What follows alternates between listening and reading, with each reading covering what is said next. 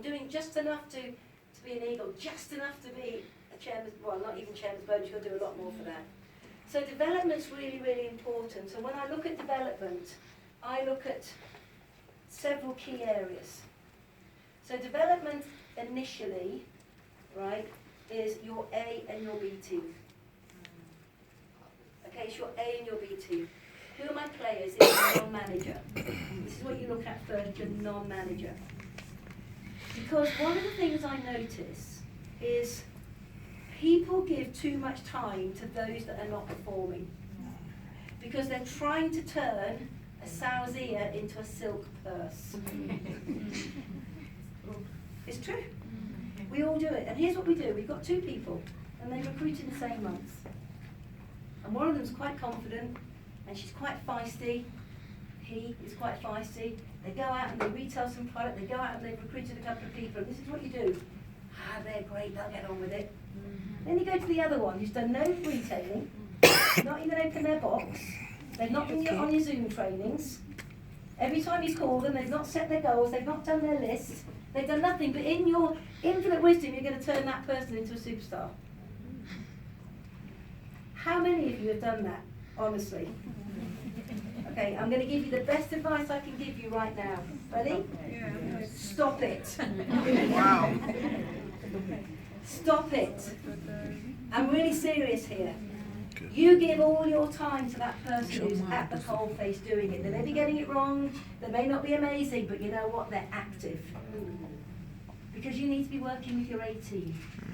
Your A team is where your growth is going to come from. You know, it's not going to come from those that aren't ready to grow. And if you look into your non-manager team, right now, another great exercise for you when you get home is to draw out your genealogy. Do it tonight, do it tomorrow. Draw out your non-manager. And then take a highlighter pen and mark the ones that you believe in, that are productive, that are a little bit higher than the average active case credit. They're maybe already doing 2, or they've already recruited somebody, or they show up, they engage, they learn, they're hungry. And identify them as an A team. And then when you get back, get in touch with them. I had the most amazing time, learned so much. We're ready to scale here in South Africa, and I'm identifying those people that deserve to achieve and deserve my time. Because how many of you hold yourself up high? This is back to that confidence thing again. How many of you hold yourself up high? Deserve my time. Because I'm going to invest in you. Huh? And then what you say is, I identified you as one of my key players. Now, all I need you to do is be honest with me. Are you in or are you out? If you're in, we're all in together. And if you're not ready yet, I love you. I'm always here for you. But when you're ready, come talk to me. And of course, you invite them to everything, but you give your priority time to those that want to be developed, that want what you've got. That's what you're giving your quality time to. The amount of times in the years, even in the pandemic, I am guilty of giving my time to the wrong person. You know, and I'm a diamond manager, and I've done that, and I've made a mistake, and I go, Jayne, why did you just do that? Why did you just give an hour of your time to somebody who's done nothing? Because if you're giving an hour of your time to somebody who's doing nothing, your time could have been more productive putting it into retention, productivity, recruitment, rather than somebody who's going to do nothing. Does that make sense? So your first thing is, draw out your genealogy, identify your key players, go back, pay them amazing compliments, tell them you believe in them, ask them if they're all in, because you're going places and you want them with you. If they are, great, and if they're not, it's not a problem, you still love them. But come back when you're ready. Now, what you then got to do is create a noise. You've got to create a noise where these people that you've identified as your players are suddenly going to start achieving. Because they're the example for those in the B team. Because your non-manager love you, but they can't relate to you. You know, people think it's easy when you're a top leader. Now really, you know this. They think it's easy because, well, you know, you've done this, you've done that. It's easier to build a business when you are manager, senior manager, than sometimes when you're a big leader, because they look at you and they go, can't do what you do. Exactly. And that's why I say be relevant. I don't ever really show my glitz and my glam and my achievements until they find out by accident by going to a meeting sometimes.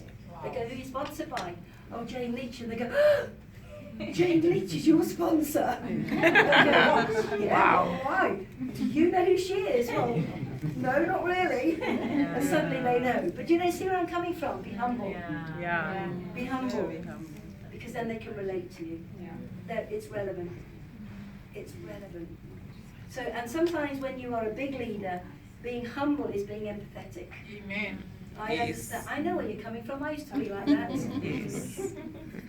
I know exactly how you're feeling. I used to feel like that. But I found by doing this, everything changed. Yeah? So look for your potential next generation of managers, because that's what your non-manager is. It's your seedbed for your next generation of leaders. Please don't live off the glory of the leaders from the past. Yeah. They're your stability right now, they're your longevity, but you always need new leaders. Yes. And you should be in your mind thinking about developing 3 to 5 new leaders a year. Good solid leaders that will go on to be Eagle and Chairmans. But have you got that written down as part of your strategy? Or are you just hoping it's going to work? All right? The next area of development is, for all of you in this room, is looking at the team, your team, that have the potential to be Eagle and who have the potential to be Chairman's Bonus. Right? Because everybody should have a plan to be level 1, level 1 plus 1, level 1 plus 2, level 2, level 2 plus 4, level 2 plus 5, level 3. You should all have a clear plan on that. Clear plan. And it doesn't happen overnight. This is by looking at your leaders and saying, right, you've got the potential, let's go to work, we're going to build a Chairman's Bonus business. Because you have to inspire them. You have to believe in them long before they believe in themselves. How many of you have identified your new Chairman's Bonus legs for the rest of this year and next year? Yeah? Well done. Well done. I just created a brand new Chairman's Bonus leg this year. She's on fire. We've already got her structure in for her to be 1 plus 2 next year. That's my vision for her. She didn't even think about it because they don't know what they don't know. So you have to be their vision. So how many of you have got potential new Chairman's Bonus legs that you could go to work with that could change the dynamic of your business? Yeah. How are you engaging with them? What work are you doing with them? What are you teaching them? How are you empowering them? Right, this is development, developing my business. You know, this year I've got 8 Chairman's Bonus legs. Wow.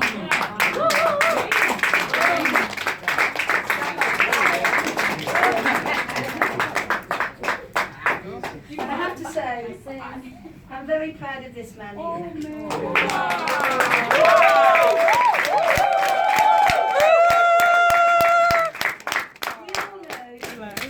That he had a powerhouse of a wife. Yeah, Dr. Maria, we think of her all the time.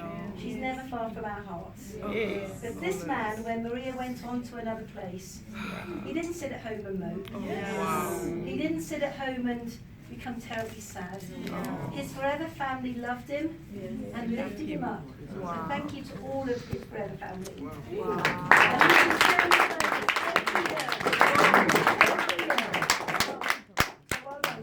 And leading the way for the next generation. Love you, Dr. Claire. Love you. God bless you for us.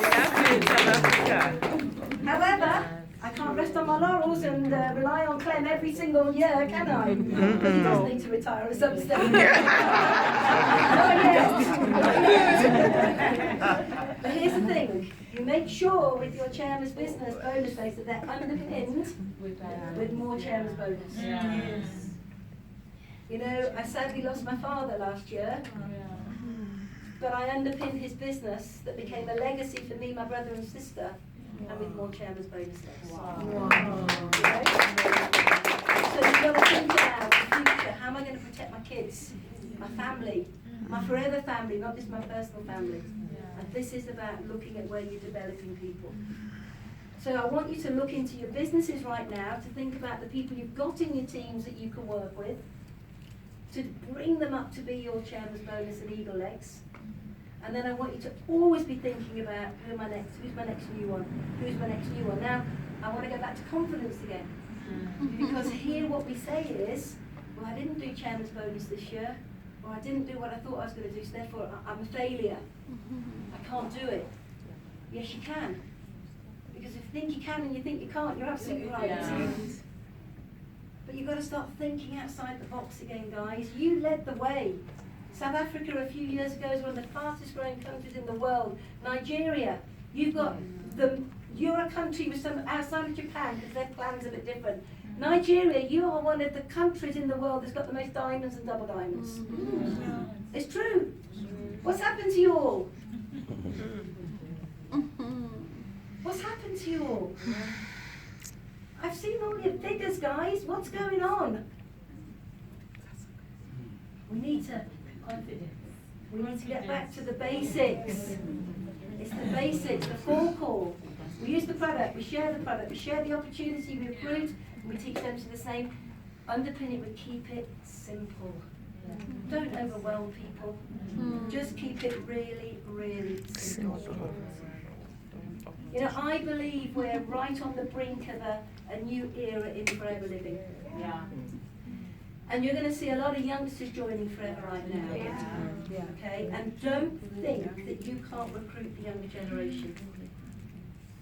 Because all the youngsters I meet in Forever right now have all been recruited by older people. Hunami, her 2 uplines are here because they qualify on her turnover. And guess what? They're a lot older than her. But you know what they were? You heard her say it. They were the credibility that network marketing works. You're the credibility. Yes. So don't be scared to go to the younger generation, guys. They have a hunger for a better way of life than their parents had. They saw their parents working too hard in a job for too little, for too long, ending up tired and worn out with nothing. So be the example for the younger generation. You just need one. One that's going to go mad. And look at what's going to happen. And they're a bit feisty and a bit all over the place. Bring them into the fold.